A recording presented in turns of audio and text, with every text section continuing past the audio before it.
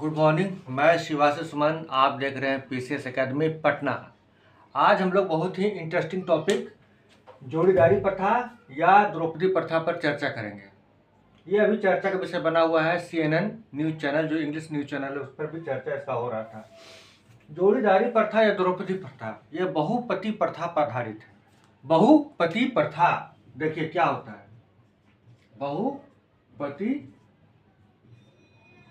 प्रथा आप समझ सकते हैं। बहु मतलब बहुत ज्यादा, पति मतलब पति, हस्बैंड, और प्रथा मतलब अपना कस्टम जो होता है, यानी कि एक ऐसी महिला जिसका एक से अधिक पति हो, बहुपति प्रथा कहलाता है। ठीक है। तो जोड़ीदारी प्रथा या जो द्रौपदी प्रथा है वो बहुपति प्रथा पर आधारित है। ये मुख्य रूप से हिमाचल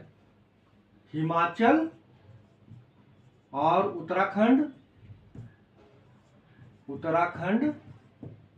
और तिब्बत के एरिया में इस प्रथा को देखा जाता है। तिब्बत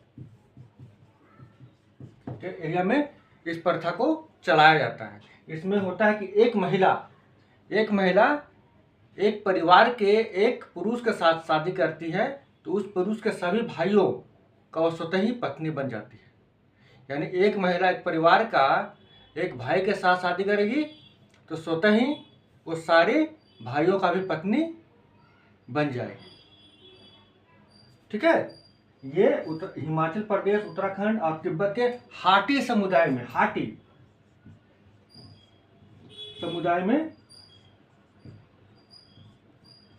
पाया जाता है। ठीक। इसे द्रौपदी प्रथा ही क्यों कहते हैं? जैसा कि हम लोग महाभारत में देखे थे कि एक द्रौपदी रहती है पांचाली, उसके 5 पति होते हैं।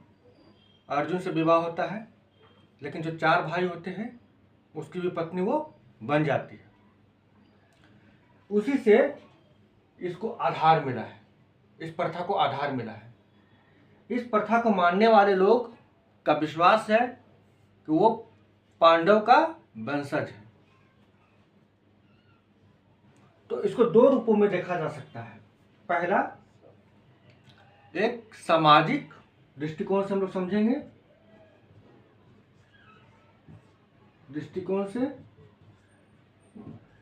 और दूसरा आर्थिक। अगर सोशल पॉइंट ऑफ व्यू से देखें तो जैसा कि बताया अभी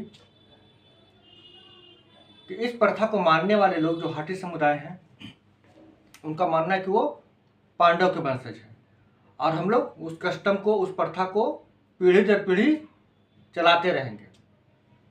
वहीं इसका आर्थिक पहलू भी है। अगर हम लोग आर्थिक पहलू को देखें तो यह संपत्ति को संरक्षित रखने का एक तरीका भी है। आप पूछिए कैसे, तो देखिए इसका आर्थिक पहलू में देखिए। मान लीजिए ये एक जमीन का टुकड़ा है, 4 भाई हैं, 1 भाई, 2 भाई, 3 भाई, 4 भाई। चारों भाई विवाह करते हैं, है ना। विवाह करते हैं और अपनी पत्नियां लाते हैं, अलग अलग विवाह करके अपनी पत्नियां लाते हैं, जो जनरली समाज में होता है। तो इस भाई का अपना परिवार बनेगा, इस भाई का अपना परिवार बनेगा, इस भाई का अपना परिवार बनेगा और इस भाई का अपना परिवार बनेगा। फिर इन सब में संपत्ति का बंटवारा होगा। तो क्या हुआ, यहाँ पर भूमि का विखंडन किया गया, तोड़ा गया, संपत्ति का बंटवारा हुआ। लेकिन यदि आप ये सोचो कि एक ही पत्नी है और सारे भाई इसका क्या है, पति हैं, सारे भाई पति हैं, तो क्या संपत्ति का विखंडन हो पाएगा? नहीं हो पाएगा।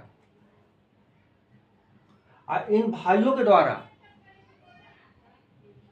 और इस महिला के द्वारा, इस पत्नी के द्वारा जो भी बच्चे जन्म दिए जाते हैं उन्हें समाज का एक अहम भाग के रूप में मान्यता दिया जाता है, उन्हें वैधता प्रदान किया जाता है समाज के द्वारा।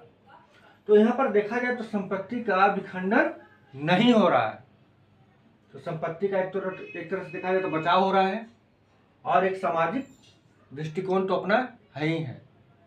यदि बहुपति प्रथा पर चर्चा किया जाए जाना जाए तो ये दक्षिण भारत में भी चलाया जाता है। दक्षिण भारत में तमिलनाडु में टोडा जनजाति विशेषकर नीलगिरी पहाड़ी के आसपास पाया जाता है।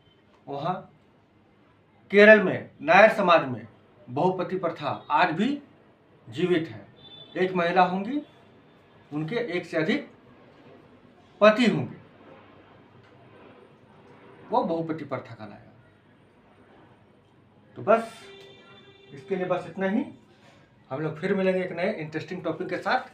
तब तक के लिए नमस्कार।